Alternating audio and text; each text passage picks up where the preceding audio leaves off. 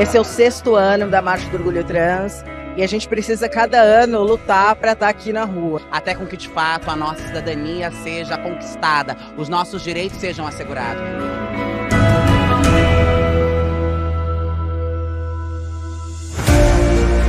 Muita gente pergunta por que precisa existir uma marcha trans. E a resposta é muito simples. Por muitas décadas, a população trans é excluída dessas paradas maiores, mais comerciais.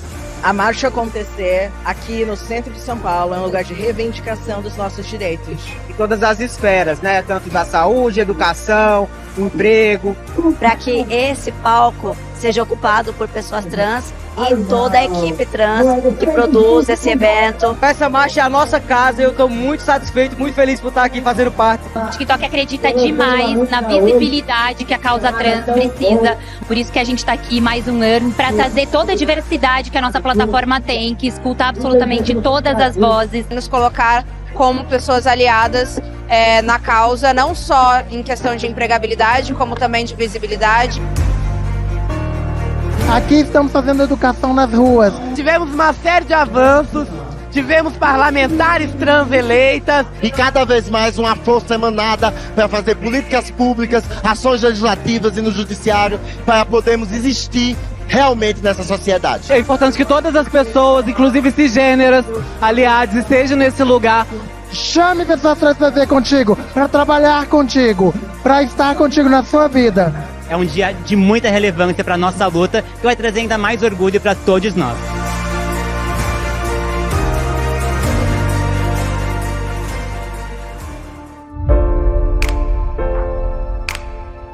Eu faço parte do coletivo Mães pela Diversidade, que visa melhorar o mundo para os nossos filhos. Às vezes uma criança não se enxerga em muitos lugares. A Marcha do Orgulho Trans nos faz perceber que nós não estamos sozinhas nesse mundo. Então você começa a ver novas perspectivas de vida e ver que tudo é possível. Nós não somos objetos sexuais, nós somos o que a gente quiser ser. Eu pude me descobrir, redescobrir o meu universo e me aproximar de pessoas que são como eu. Várias pessoas incríveis, influenciadores incríveis. Oi, meus amores!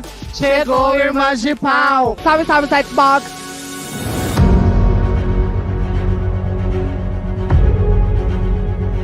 Não existe travesti fora do Brasil. É uma identidade puramente nacional, está aqui construída no interior dessa cultura. Então não existe Brasil sem travestilidade, não existe Brasil sem o nosso povo trans. Foi uma visão linda de se ver, de fazer parte. E ter um momento de celebrar a excelência trans, muitos talentos. Para fortalecer a nossa identidade, as nossas raízes e a nossa ancestralidade.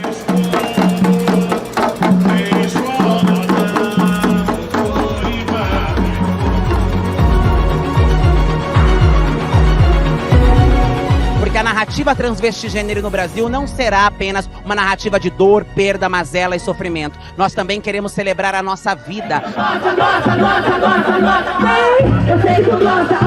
Onde eu um dia poderia imaginar que eu teria o meu filho. Eu pari o meu filho. Eu nasci no corpo certo, pelo contrário, já que pra ser homem eu tive que não nascer otário. Eu não vou ficar no armário. Então esse aqui é um pedido de apoio para o poder público, para que essa marcha entre para o calendário da cidade. Nós seguiremos organizadas, marchando em luta e ocupando todos os espaços.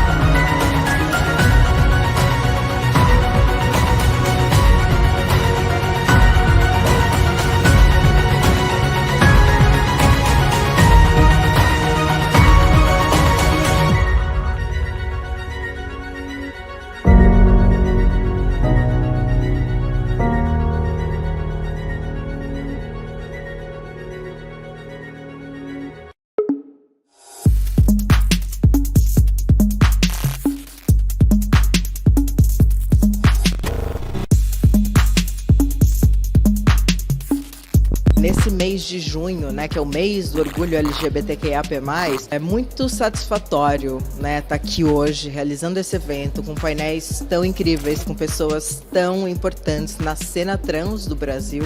Então, para mim é uma imensa gratidão participar de cada pedacinho desses programas e eventos, como a Feira Trans, Conferência Internacional, que está indo para sua 6ª edição.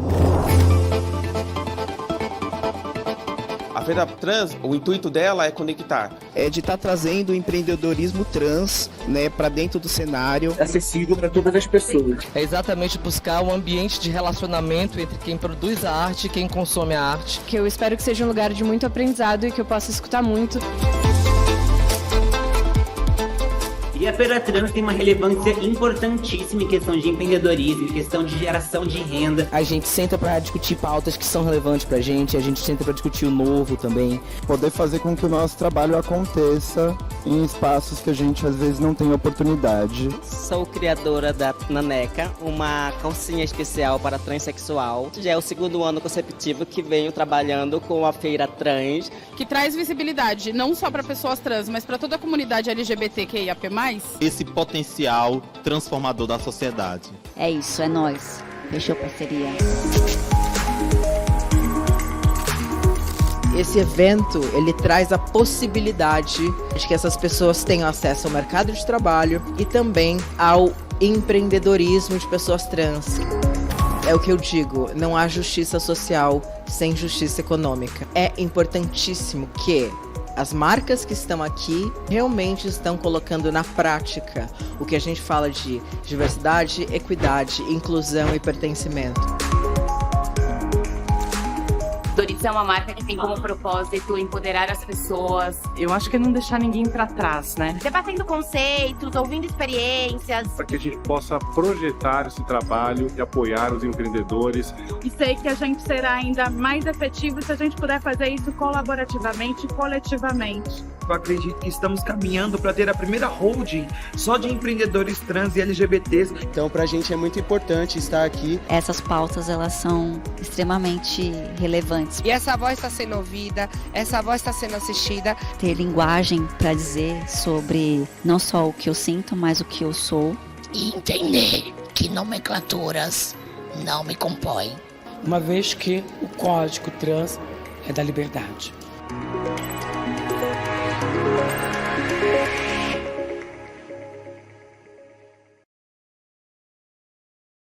Hello, everyone. I am so excited to bring this last trans talk at our SSEX BBOX International Conference. We had a full month of activities, and here with me today, I have Alexandra Billings and Paul Ockley Stavo. It's amazing to have you both here. Welcome. Thank you. I would like to say, oh my gosh, what's going on in the United States at this moment in time? It's crazy, the news that we are looking online, and there's a lot of concern. And I would like to ask you, Paul, if you want to start and actually bring up a little bit of the work you're doing. I know you're in London right now. Tell a little bit about you and what you are noticing in this crazy scenario we have today. Yes, I am in London. I'm one of the investor producers on a show called A Strange Loop. That was a Tony Award-winning musical last year on Broadway. And, that aside, what I'm noticing, especially when you have distance from your home, I've been overseas for a little over a month right now. And when you have distance from your home, so most of what I'm getting is from social media, the reactions in particular. I got to be careful. Alex, you get canceled, but I'm going to go ahead and go for it and say what I have to say. I feel like, colleagues, friends of mine like Alex will speak personally to the screen and not just repost things. And I'm getting a lot of, I'm just going to repost this thing. And unfortunately, I'm getting a lot of it from my white LGBT brothers and sisters, particularly white cis men, who feel like this is the way to express my allyship. And they're also expressing a sort of shock that gay people are somehow being treated as second-class citizens, and they are just so in shock over it. Whereas for brown people, for brown trans people, for brown cis gay men, it's not like it's just run of the mill and we take it like another hit and we're fine with it, but it just exposes like, oh, you don't really know what's been happening the whole time. And now your head has been yanked out of the sand. That's one of the things I'm experiencing, and I'm not sure quite how to react to it other than just what I just did, expressing it. And I will be also very honest. Alex and I were texting, and I made a comment about how I don't want to come back. And I've been having that feeling. Of course, I am going to come back, but this feeling of not being wanted at your own home, or what you, this is my country. It's my home. I've worked all my life there to be a good citizen and do good things and contribute. So, you know, it's a real Jimmy Baldwin feeling right now. I'm sure. Yeah. What about you, Alex? Please share with us a little bit about you and your work, and please what you see going on right now. I remember when I first began my transition, which was in the 1980s. And there were laws on the books called decency laws. And they prohibited anyone wearing what they deemed to be the opposite gender clothing, unless you were wearing 3 articles of your what they called original gender clothing on. So you had to have whatever those 3 articles were supposed to be, which always confused me. But anyway, walking while being transgender in every state in our country was illegal. So when I began my transition, stepping out of my front door was frightening. And many times, and I was a sex worker for many years, and I never got arrested walking the streets. I got arrested when I went to buy cigarettes. It was the damnedest thing. I literally would be going to the 7-Eleven and a cop car would come and throw me up against the wall. And I'm like, I'm getting a Coke. Where were you last night? I was down in the corner.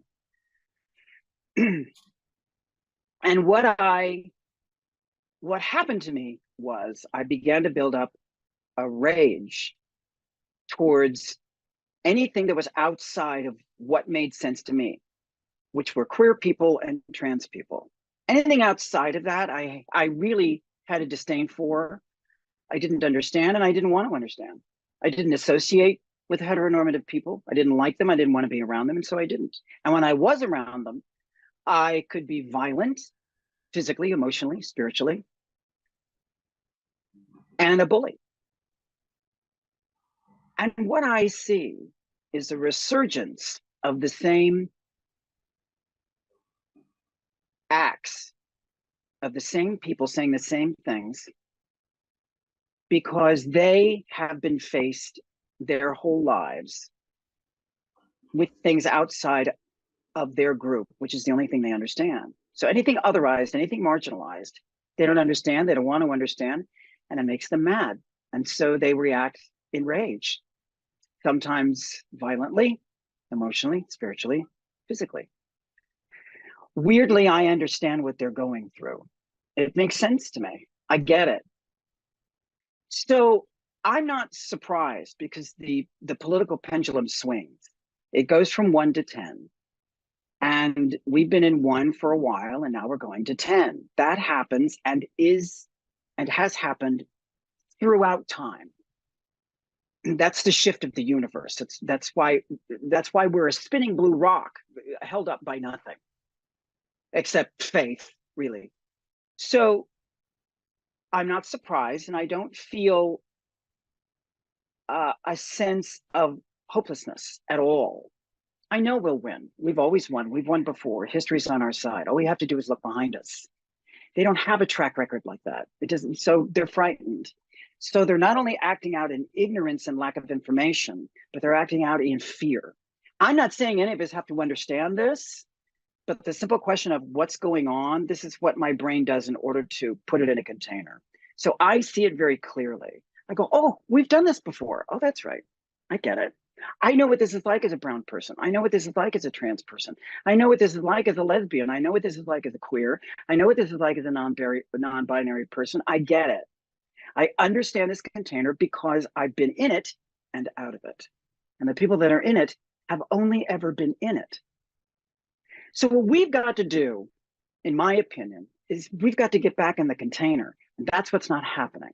What's happening is it's exactly what Paul said, everybody's screaming and yelling and shaking their fists and lighting torches and running in circles. No one's really headed towards anything. And I understand that too, because we're in danger. Many of us are in danger. But we've got to have a focal point. We've got to get in the center of these human beings, and then we can infiltrate. You cannot change the game until you play the game. So we can't always just run into situations with a great big no on our lips. We've got to run into situations where we have information, I mean, factual, scientific, biological, sociological information. We've got to go into situations where we understand that there are other people who are not going to like you. It doesn't matter how much you talk. And we have to go into situations where we don't give a damn how other people feel about us. We're very concerned with that, right? We got to make sure that everybody likes us. Nobody cares. So I don't know how to win this thing. I know we will, but I do know that we're headed in a direction that's only adding to the chaos. So we got to figure this out. I feel, no, this is all part of it. I feel like I love what you said, Alex. And then I think, it's funny. I thought I didn't have a generation above me that spoke this way because they all died. And I was about to think, yeah, same with Alex. And I thought, no, wait, Alex survived that, you know. And so, you know, when I was 25, I didn't have this wise voice. And so I think also, I'm going to plus and what you said, we, the elders, need to, how do we connect with these young trans youth who, that's what young people do. They go running into the building screaming no, right? They that's what they do. So how do we make that connect? Because they do have us. They have us. We're here. And, you know, this is a great question, Paul. It's really smart that you're asking this question, because when I was in my 20s, I had a group of trans women, mostly trans women of color, who basically raised me and who said, don't go on that corner, stay away from that store, don't talk to white people like this, don't, you know, and told me how to survive as a brown trans woman. And you're exactly right. That generation is dead. I buried 90% of those people. The problem is they don't really listen to us. I mean, you know, we can be the wise elders on the hill all we want, but they're going to do, you know, they're going to do what they're going to do. They're in their 20s. They ain't going to listen to us. I'm everybody's grandparents. Yeah, millennials and Z. We have to let you have, you know, it's like, I have 3 godchildren. One of them is 7 years old, and that child will run into anything. Run into the door, run into the wall, run into your knee, run into your mama, just run and smack, boom. And I freak out and I go, oh, stop him. And his mother's always going, no. You have to let them run into things. If they don't hit their head, they'll never know what hurts. So although I complain about the chaos, we have to let them run into the fire. I think, though, what we can do is be beacons for change, meaning, you know what, go try that. And then try this. And then try that, instead of giving instruction. Does that make sense? Well, yeah, and we have to use this social media thing the way you said, maybe when we started this or another day, how this Zoom can be transformative if we use it the right way. Because what you don't know is, when I was 21, crawling myself in, people think 21 is late coming out, but when I was 21, going into Berlin, actually I started going when I was 20, fake IDs were easier then, and you know, you just get in. Across the bar, I saw Shantae. I didn't know that. You never told me that. Many nights. many nights. And me and my little group of friends would be afraid to go up to you in your little circle, and we would just watch you dance with Juicy Butt and all them. And, oh my Lord. and but it was like, for us, it was like, oh, they're the oracle. There they are.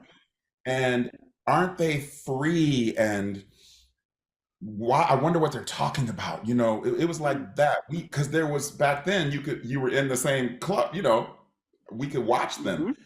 Now we don't really have, even kids 25 don't go to clubs anymore because they're just on their phones. Like, there's not that social interaction either, and we got to figure that out too. How to get in the same room. Yeah, I feel there's a generation conversation that's going on a lot of like millennials and the Z, like they don't really listen.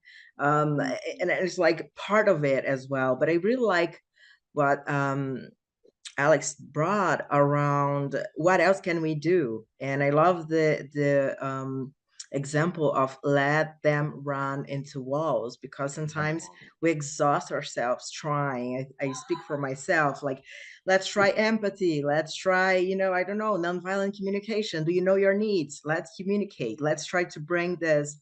And maybe, I mean, some people would listen, but I feel like there's also the generation and the resistance of trying to have a more solid conversation towards how can we build something together. And it's really amazing that both, I mean, the three of us here, you know, I'm 46, I don't know you both, but like we are growing up in the 80s and 90s, so we know how different things were, right? And my question, and to bring this to the forefront, like, what are you seeing and noticing there when the community is speaking around fighting against all of this? And for those who are not familiar, let me just bring some numbers. What's going on?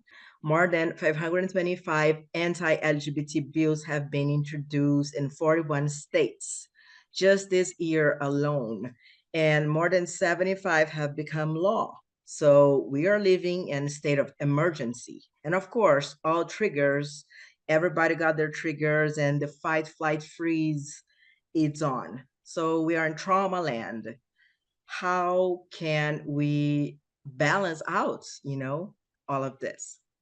Well, you have to remember, with that statistic, just recently in the last month, 3 of those bills were knocked down in 3 different states. There's another, and there's none of these bills will stand. None of them will have a life because they're unconstitutional. And so they're gonna have an explosion and like a blossoming, and then they'll get really big and really hot.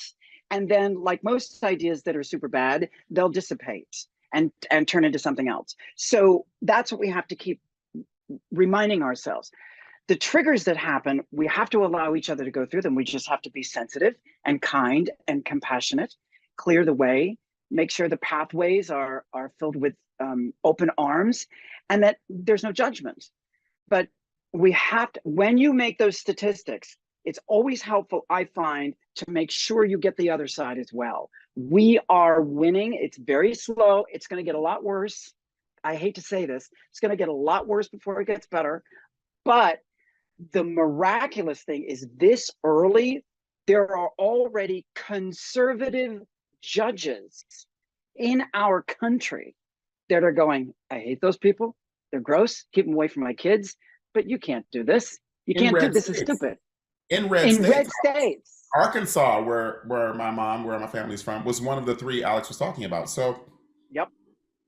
Yeah. So we have to remember that too, that I hate to sort of be like little Mary Sunshine, but I always like to have balance, because it is triggering. I'm frightened to go outside, frightened. And I'm 61. You're a child, my darling. You're very young. So I'm 61 years old, and I've been doing this. I've been in activism for 40 plus years. And I'm telling you, I've never seen a time like this before. And I've been through hell 2 or 3 times. I've never seen it like this. So I'm frightened. So I understand that. That's why I just want to make sure that we shine light on the good stuff that's happening, because there is good stuff happening. Yes, I like that. One of them was we had a very strong showing in our last midterm election. I think that people who are becoming new to the vote, the 16, 17-year-olds who are going to be 18, 19, they understood in 2022.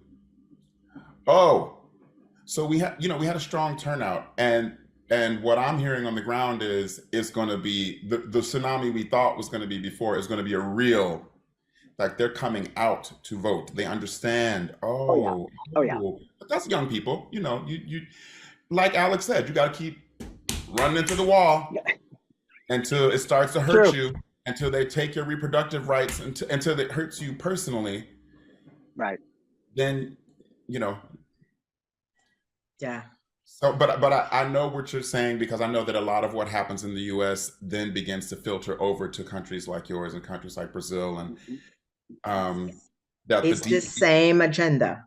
Same agenda, and your leaders are affected by our leaders. Although Bolsonaro ran into some real problems, right? Yeah, just finally, just like a few days ago, he's ineligible now to run for anything for 8 years.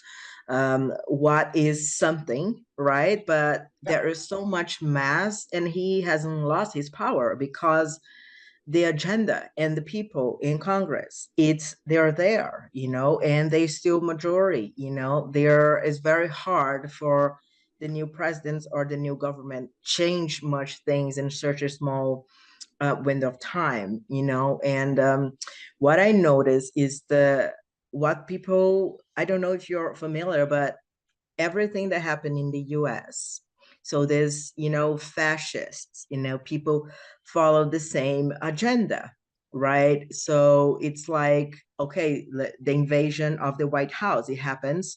So they replicate the same thing here, just January 8th, right? So let's attack the Congress, and let's do this same, recipe. And we see a lot of these being played.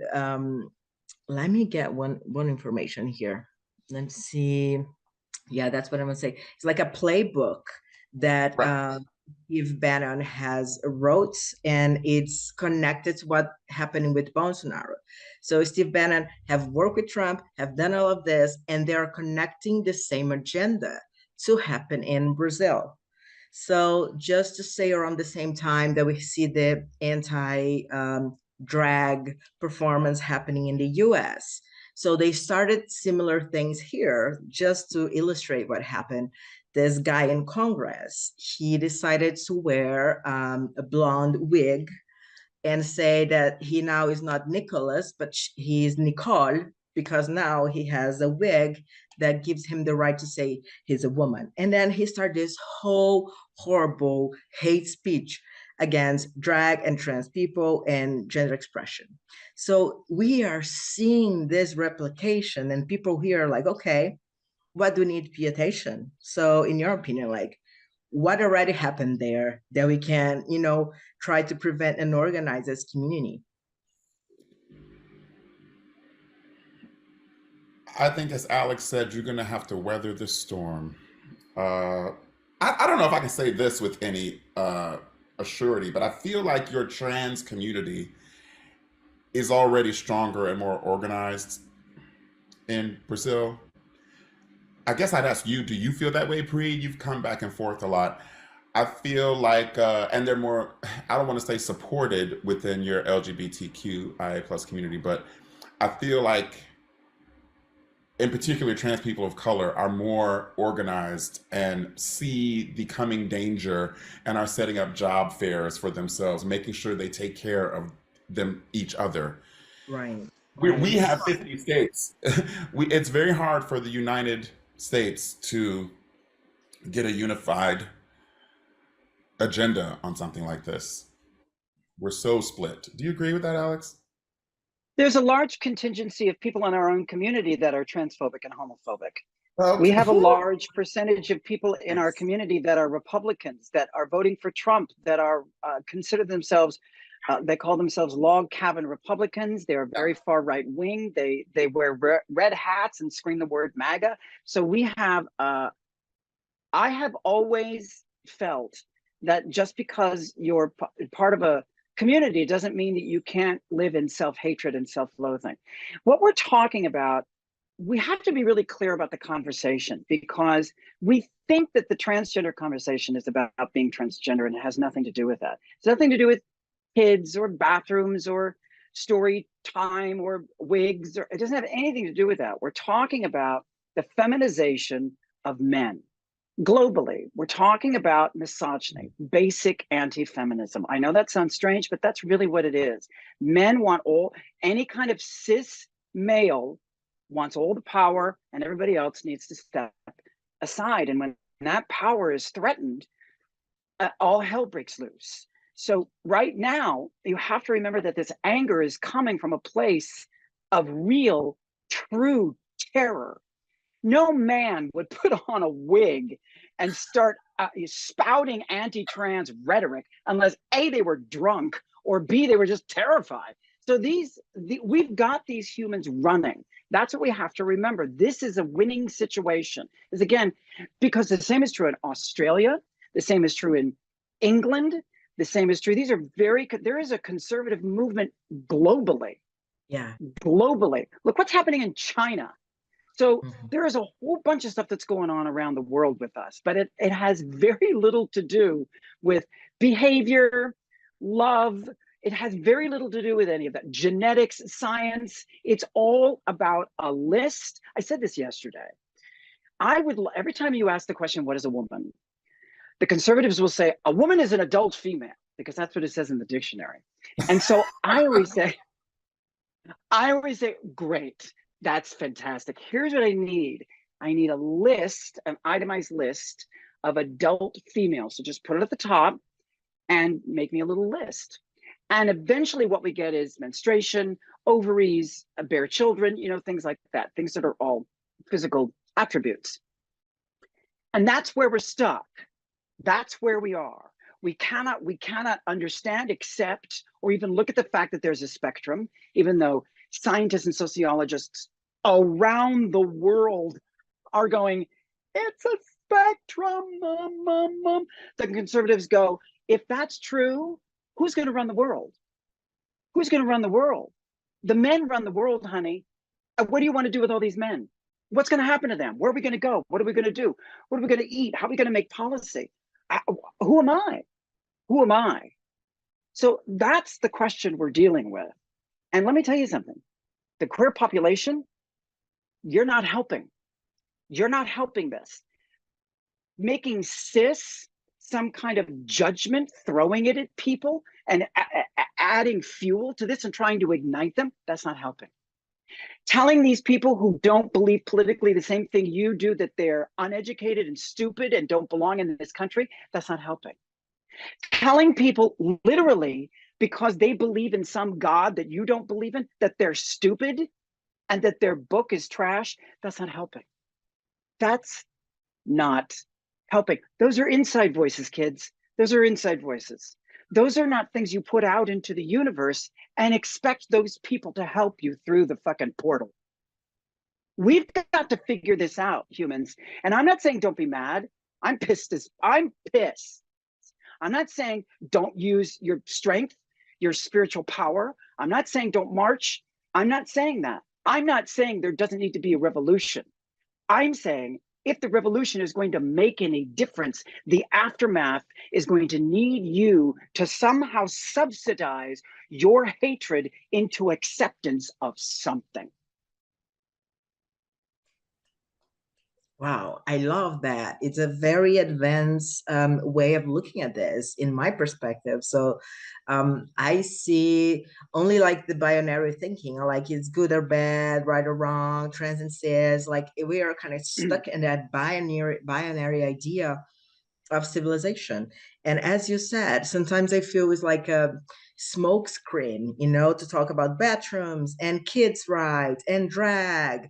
And in the back, really, they are really afraid that this feminine, even if it's like the spiritual concept of feminine is, right? And get incorporated in our society.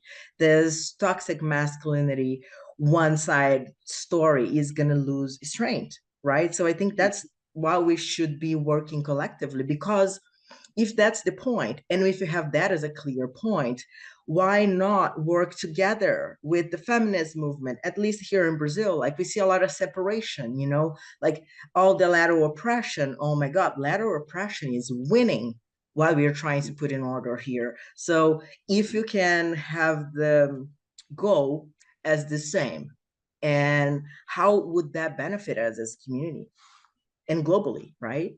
I want to hear your thoughts. That's exactly right. Listen, Bayard Rustin, our great elder, his, ancestral gay thinkers, Bayard Rustin, B-A-Y-A-R-D, Rustin, R-U-S-T-I-N, he said famously, if the Blacks and the LGBTQ community are not at the women's marches, and the women and the Blacks are not at the LGBTQ marches, and the women and the LGBTQ people are not at the Black marches, we're never gonna get there. You can't say like, well, this is my issue, so I'm over here. And I'm guilty, because I think at the top of this talk, I was kind of going into that corner a little bit, but it was more out of just frustration, but talking it out, yes, I just have to talk it out. You have to support, and I think what Alex is saying, I think it's not that you have to reach out and hug and kumbaya the people that you feel are oppressing you, but if you can't find it somewhere to try to understand where they're coming from, why they are the way they are, there's no way you're ever going to communicate. It's not going to work. And you're exactly right, Paul. It's not about, I don't ever mean to say that people can't have their feelings.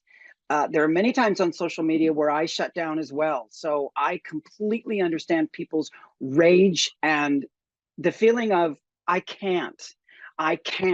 And I'm not saying we need to, exactly what you're saying, Paul, I'm not saying we need to dive into the container and start hugging everybody. I don't know that will solve anything anyway. They don't want to hug us. So this is all about a portal of understanding, not acceptance. I couldn't care less if you accept me. It doesn't matter to me. I don't care if you like me. I don't care. What matters to me is I am an American citizen. Here is a list of things as an American citizen I am entitled to. If even one of these things is off the list, I'm going to make sure it gets put back on. The only way in my head to do, this is the way it worked before. The only way to do this is to figure out, all right, I got to figure out why this and this bother you, and you want that off the list. But the rest of these don't. I'm not sure why all these are okay, but this and this isn't.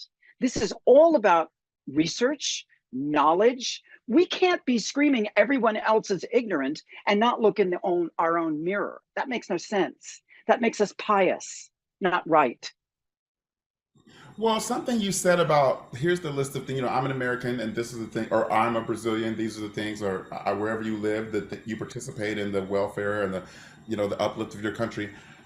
It made me immediately think of this recent issue with the website lady and I don't have to make a website for gay couples. Yes.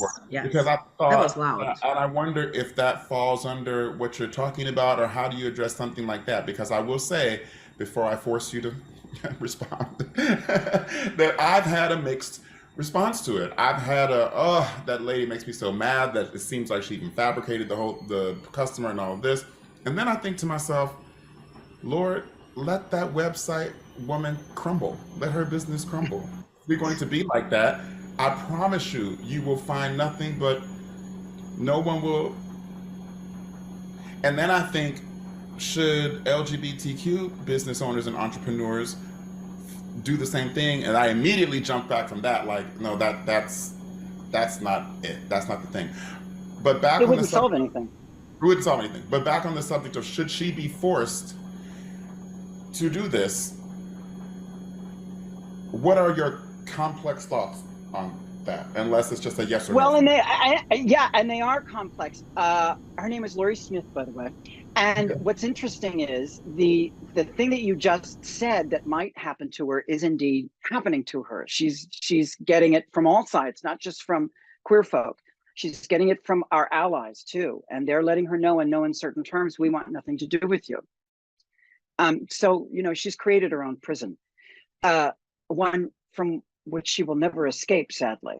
It's very sad. I think what we're talking about, we're not talking about religious rights. We're talking about freedom of speech. So we need to get clear about what the conversation is. Exactly. This has nothing to do with religion. This has to do with freedom of speech. I get to say whatever I want, and if you're saying it and I don't like it, I don't have to serve you this coffee. That's what we're talking about. It has nothing to do with religion. It's couched in religion because that's a very touchy subject. This is actually very simple. Freedom of speech means just that, as long as it doesn't go into hate speech and incite violence. It's a very clear line. All of us know what that is. Sometimes we pretend we don't, but all of us know what that is. So my feeling is, wherever you come from on the planet Earth, if you walk into my store and my job is to sell coffee to the public of this country that I am a citizen of, I will serve you the coffee. If you say something that offends me, I have a right to serve you the coffee and walk away, serve you the coffee and tell you to leave my store because I don't like what you're saying, serve you the coffee. But the first thing that's going to happen is I'm going to do that because that's my job. I made a decision when I became a business owner in this country that that's one of the things that I would do. So in that sense, either do your job or don't open the business. That's the first thing that needs to happen. For me, the second thing that needs to happen is all of us need to have a conversation about exactly what freedom of speech means, because it means different things in different houses, different communities. It means different things racially. It means different things in different parts of our country, parts of the world. You know, I always say to people that when you go to different, because we've traveled the world, all of us, and when you go to different countries, it's like going into people's houses. Everybody, when you go into someone's house, you don't know what the rules are. Do I take off my shoes? There are certain rooms maybe I shouldn't go into. Do I sit on this chair? Do I need a coaster? There are a whole bunch of things we don't know. So what we do as we walk in, and we're very careful, we're overly kind. We're overly compassionate. We ask questions. May I do this? Can I have that? Where is this? Where is that? And many times when we go into different countries, we don't do that. We go, where's the McDonald's? Why does this smell funny? How much money do you make? You know, immediately all of the stuff that we've been taught goes out the window. So my point is, we also have to remember that everybody has their own ethical rules, moral rules that they've been taught. This isn't genetic. They've been taught this. So when they walk up to you, their idea of freedom of speech is completely different. Completely different. Mm-hmm. So you have to know that. That's the conversation to start having. Mm-hmm. Yeah, let's jump into that conversation. So what in the US would mean freedom of speech, and why we're talking here when, you know, this whole, I'm not going to do my job and offer you my work. I'm not going to do weddings, website or cakes, whatever she didn't want to do. It was not clear. It was photo, websites, or cakes. It was a bunch of misinformations here, either one. What is she saying by the Constitution of the US, what that means? She made up a couple of people that were gay. She runs a website. She runs a website for creating websites. And these pretend gay people said, I want you to do a website for myself and my husband. And she said, I'm not going to do that. And that's when the case went to court. There was no case. It doesn't exist. And she said, I'm not going to do that because of my religious right to believe what I want to believe and serve who I want to serve. So again, I'm not sure why this is confusing to Americans, but if you're going to open a business that's about public service, there's no caveat in that sentence. What I mean is, no one says you're going to open a business for public service with the public that you like. Nobody says that. Public means everybody, black, white, blue, purple, orange, green, Muslim, Christian, Jew, whoever comes into your store, whatever your job is, you have to do your job. Unless they come in and incite violence or hate, then it's a different scenario. What's our thoughts around that? Well, it's all made up, because we have it in our Constitution. We separate church and state. So what you believe in is fine for you, but that's supposed to be kept in one part of your life. And the reason that here's the reason that what Alex is saying about if you decide to open a business, you have to serve whoever, is because you are more than likely using space that, people have to walk up a sidewalk to get to your space, or there are traffic lights that people come to in order to park and that's all. It's civic. You pay into that as a business. You pay your taxes, and so you are participating in community uplift.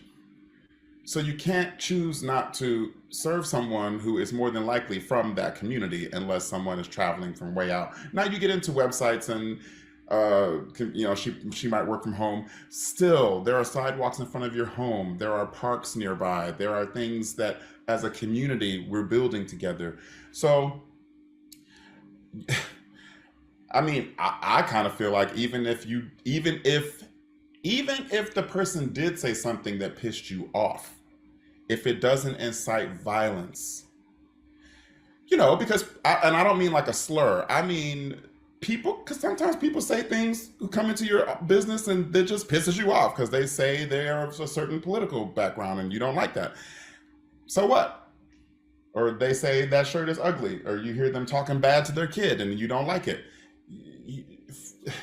Unless, like Alex said, it incites violence or could some way cause destruction to your property, you have to serve them the coffee. Yeah, you have to serve that. And we're far away from that right now. That's one that we have gotten,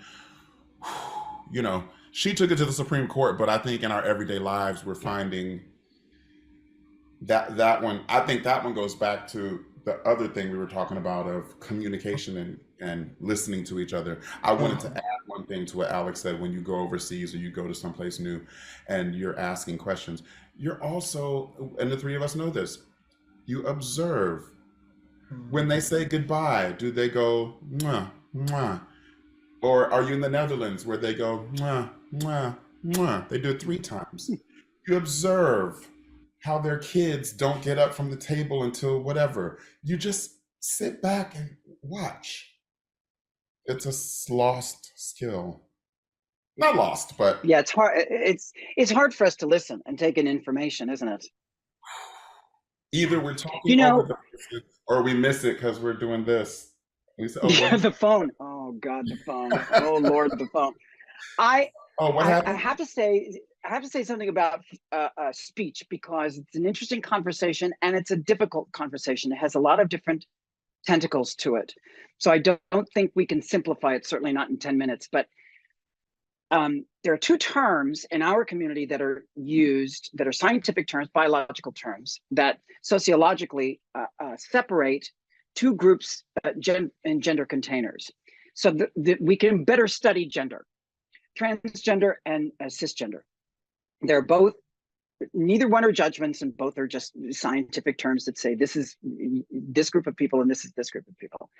There are people, I can't tell you how many messages I get on my social media where people will say, cisgender is insulting, I don't like it, I don't want to use it, don't call me that. And I always write them back and I go, I won't call you that then. That's fine. That's not, I don't even remember the last time I married a cisgender woman. I never turned to my wife and go, listen, cisgender lady, could I have some cisgender coffee with your cisgender? Like, that doesn't happen in our house. It's ridiculous. So I don't even use that term. Whether that changes the fact that they're cisgender or not, of course, doesn't. A fact is a fact.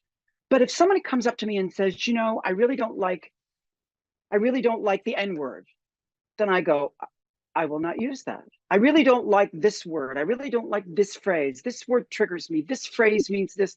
fine, I won't use it. That's okay. I'm not married to speaking a certain way, so you will be hurt. That says much more about me. So that's why I say the conversation of free speech must be had, because it's exactly what Paul was saying.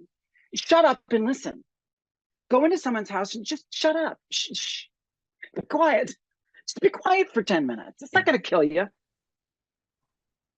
Yeah, and listen and notice, right? To see, yeah, it's a very complex conversation, the speech and also the anger. And what I see also is like a big topic conversation is all the trauma, right? So our community as brown and Black people and transgender people feel, I mean, it's so much trauma. I'm talking generational trauma, you know, and we, yet here in Brazil, the conversation around trauma in our community is not happening.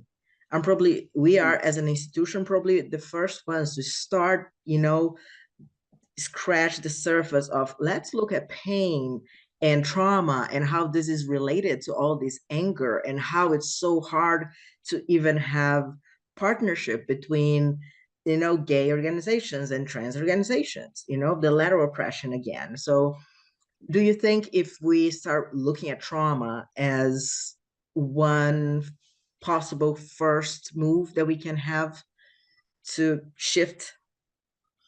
I do. I want to jump in quick on this because it touches on something I wanted to go deeper into, but I don't think we have to. I think that is very important because something that a lot of my friends and I of a certain age talk about is pronouns and how quickly you can be chastised or canceled when, you know, if I've been calling you one thing for 30 years, have grace if you now want to be called something else, but I'm accustomed to it. A, it's just habit. B, I'm old. So I think a lot of it comes from trauma and pain and all the years they've wanted to express who they are and want to be called a certain thing and finally have the courage to do it. And my dumb behind goes, oh yeah, he was over there.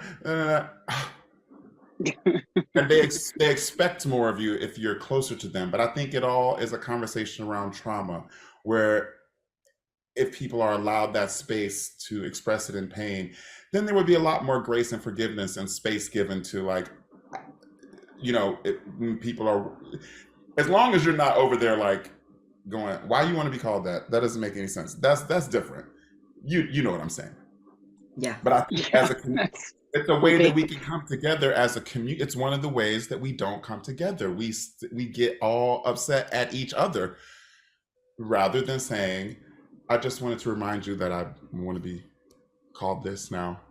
Right. Like the misgendering is part of every day. I mean, especially as an non-binary person, oh my gosh, I go every single day in every interaction having to correct people. Sometimes it's just, you know, that helps to also like, okay, I'm going to exhaust myself being angry. I mean, in the beginning, I would play that card, but now it's different, you know? I want to hear your thoughts too, Alex, around that.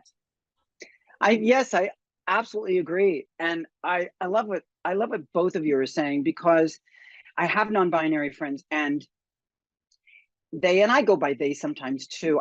The gender thing for me is a different issue, but I understand very, very well, because I did live on the binary when I first transitioned, began my transition. And now I don't so much anymore, but I do understand when people do live on the binary, that it is very important that those words carry weight. And dead naming people, meaning using a name that they don't identify with anymore, is traumatizing. It's triggering. It causes a whole bunch of things that if it doesn't make, here's the thing. If you're in a situation and someone is hurting and you don't understand why, again, if you can take a minute and stop instead of immediately going to judgment, you'll probably make more leeway. The conversation and the dialogue will happen in a much more positive way if you just allow them to just speak. And here's the thing, just logistically, as far as pronouns are concerned, if you misgender someone, if you use the wrong pronoun, if something like that happens, All you have to do, and this is really simple for everybody. Everybody write this down. Get a piece of paper and a pencil, write this down. Here's what you do. I'm gonna tell you what to do. All you do is say, I'm sorry, what are your preferred pronouns? That's it. You don't have to go on a monologue. You don't have to feel bad. You don't have to genuflect. There's no cross, there's no whips, ain't nobody. It's all good, honey. You just say that, and then we move on, see? If you continue the conversation, it puts everything on us, on the person you misgendered. And then we have to console you. And that's about privilege. Woo! So we can stop this whole thing and put a period on the end of the sentence. That's all you have to do. And you can make the mistake 150 times. Really, it's okay. As long as you make a concerted effort. Make a concerted effort and tell them that. I am really trying. I am trying to do this. I'm sorry. I'm going to make a concerted effort. You make that concerted effort. You make sure. And here's one more thing I just want to say. I'm all about solution. Here's the other thing. Before you begin a sentence, before you start to speak to somebody, play a little, especially if their gender is different, if they're in transition, play a monologue in your head. Again, shut up. Listen to your spirit. Listen to yourself for a minute. Ask the divine to come in the conversation. Let the divine step in between the two of you, and then you take a step forward into the divine and have a conversation. I wonder what Charlie is going through, and oh no, wait, it's she. And she is, and then open your mouth. Then let the words fly free. A preacher doesn't preach because they know what to say. A preacher preaches because they don't know what to say. God knows. You with me? Yeah. The channeling, right? You just get open to it and it flows right through. And it's amazing when it happens. I mean, many times it happens to me when I'm, teaching classes and everything like this. And I think it's a very powerful moment for everyone, and especially because there's more truth. And I guess beyond the words, we connected to the truth that's being transmitted right there, right? Our gut feeling, there's intelligence there. And I really like what Alex was saying, like, take note, that's what you say. Don't continue with the conversation because people want to be extremely apologetic and think they ruin everything. And I have a chapter in my book that I talk about that exactly. Like, we're all learning. It's okay to make the mistake correct and move on in the conversation, right? So I think that's a very amazing tip for, yeah. The same thing is happening. The same thing is happening to me recently, and I don't know if it's happening to a lot of Black people. But this BIPOC, POC, element of P, QRC, and so I'll tell people, no, I'm Black.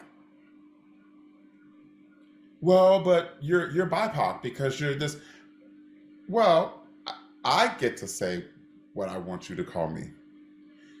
I know the new thing, whatever, but a person gets to be called what they want to be called. So, of course, it's not as well. I'm not going to minimize it. It is just as important that I was about to minimize myself. It's not as important as having your correct pronouns, but it is, and it's very important to me to be referred to in that way. But you know why? Because that's the way my mom and daddy refer to themselves, and that's how they raised me. So that is important to me. It is a part of me, which is everything that people want for themselves may not be passed down, but it is a part of them. It is a part of their divine right as a citizen of the world to be called what they want to be called. Yes. In every aspect. Yes. Just, our final thoughts now. I really like when you talk about channeling and the divine. I think this is a conversation that I really open for, all my peers in the Bay Area when you talk about how all those layers could be now to the forefront of like our collective healing, right? Like, how can we use this knowledge, especially ancestry knowledge, from our elders, from our native people in Americas? How can we move from trauma and pain and go to a more creative, conscious and collaborative way of thinking? I'll go and then you close, Alex. I say education. When I learned about Bayard Rustin, when I learned about James Baldwin at the college age that I was, and I said, "Ooh, there was a Black, gay, super smart, nerdy person before me. I thought I was all alone." When you go deeper and you find out that in indigenous cultures, the Heyoka, the two-spirit, has been around forever and was actually revered. But if you don't know those things, because someone is blocking you from getting your education, and we could do another hour on Florida and the book banning and all of that, because all of that is also a part of trying to keep us in the dark. Yes. When you don't know, so I think one thing we can do is work really hard to educate. However, and I love that, there are people out there now going, there's a ban on book bans. There are states now doing that. Illinois is one of the first. They are banning the idea of banning books, that you cannot do that. And so, as Alex said, the pendulum will swing back because people are just going, no, dumb idea. So that's what I'll say. Education gives you all that you need. That's brilliant. That's absolutely right, because education is power. Knowledge is the ignition. That's brilliant. When the brain is an amazing tool. When all of us were born, since conception and the formation of all of those cells, parts of our brain, the frontal cortex, has been taking pictures. It's like a recording device. It's one of the reasons that when you go to sleep at night, you don't say to yourself, well, now I'm going to curl up in this position. Like, you don't say that out loud. Your body just does that. And it does that because it remembers how you were in the womb. And that was really comforting. So all of the things that we've heard and been taught and seen throughout our lives has been recorded. And that changes the electronic and molecular structure of our being. It shifts it. As human beings, because we're spiritual beings having a human experience, because of this human experience, we make a decision very early on, and we say, I'm probably not as great as that person. I'm probably not as smart as that person. I'm not as attractive as those people. That's the first place we go, because we really want to make sure that everybody knows that we're second. So not only knowledge and education, but permission. I want every human to practice this 5 minutes a day. I want you to give yourself permission to allow the manifestations of your great power to take over for 5 minutes, and know that you are the most beautiful, fantastic, smart, kind, enigmatic, glorious, graceful, amazing being on the planet. And that what you have to give is a miracle, because no one else can give it like you. And just practice permission for 5 minutes a day. I really believe if all of us did that, we could turn that 5 minutes into 10. The 10 would turn into 30. The 30 would turn into half of the day. And then eventually, we'd all walk around knowing our power. And that, when you can stand up in the middle of your own chaos, stripped of absolutely everything that's terrible, and throw your hands up to the universe and embrace what's true, that is the definition of grace. Oh, yeah. Preach, Alex. I like that. Love that. Beautiful. I I really think it's timing also to bring this reprogramming right to our community. Reprogramming, you're talking a little bit about reprogramming our brain, reprogramming these messages that we get early on. And I speak for myself. It's vulnerable to look back and see all the abuse we all have been through, and just say, okay, let's reprogram this because it's not serving me anymore. It's no longer that story in repeat. So I'm doing a lot of reprogramming while I sleep in theta state, because I heard that if you're in theta space is like when you're about to wake up, when you're going to sleep. That's the most amazing time to reprogram your brain. So I'm been listening stuff. So listening to good podcast information, things you want to download, because I think that's the key for more grace and power to our community. I want to add one more thing, okay? Yes, please. Why not? Let's do this.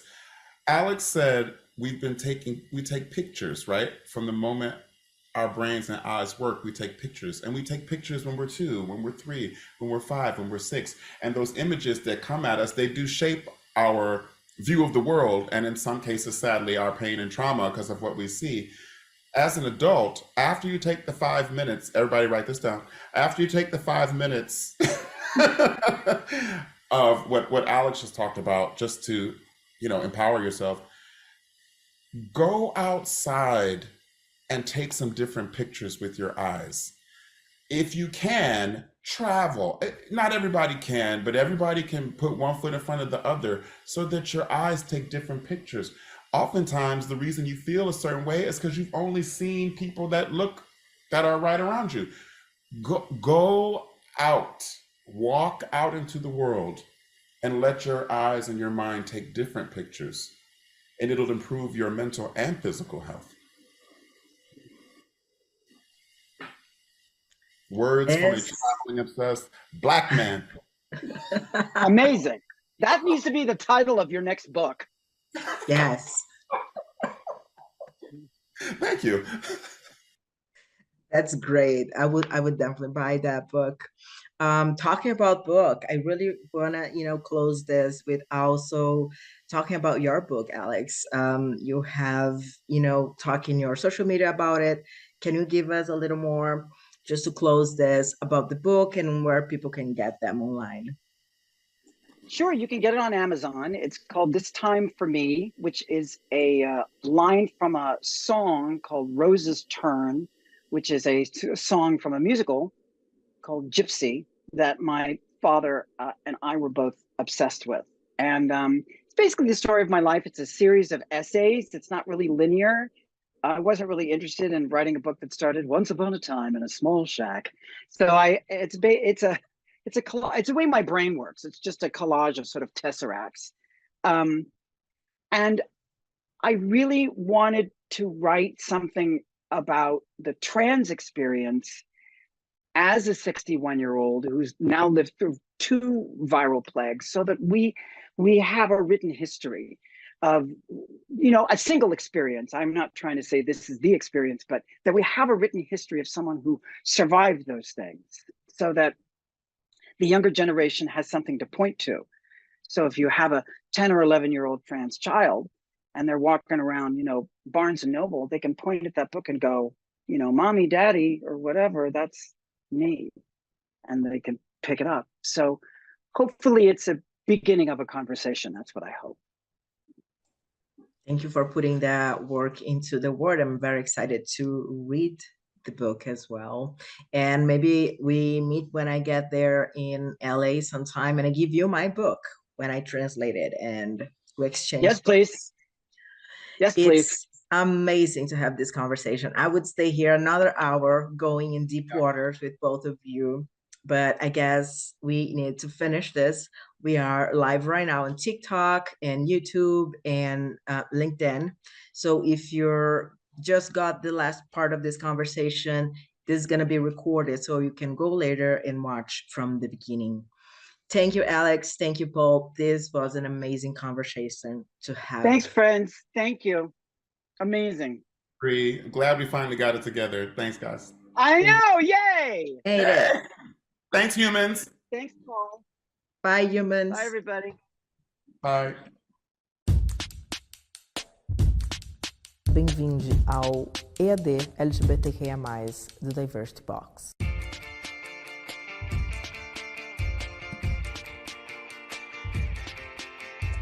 É difícil dentro de uma empresa você falar eu sou lésbica, eu acho.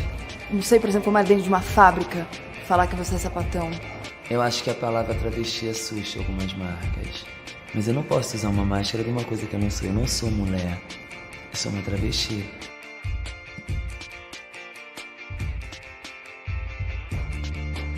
Vamos entender o que cada letrinha do acrônimo LGBTQIAP+ significa? Por una razón política, me identifico como un hombre trans y me identifico como una persona bisexual. Creo que los hombres trans estamos invisibilizados dentro de las agendas LGBT. Creo que las personas bisexuales ni siquiera aparecemos ni siquiera en el lenguaje. Eu me identifico enquanto bissexual e pansexual. Eu me considero mulher, trans, intersexo. E quando nós falamos intersexo, ninguém sabe o que é e às vezes até nos vê como uma aberração. Eu nunca tive muito essa questão com o do não ser homem, ou não é homem de verdade.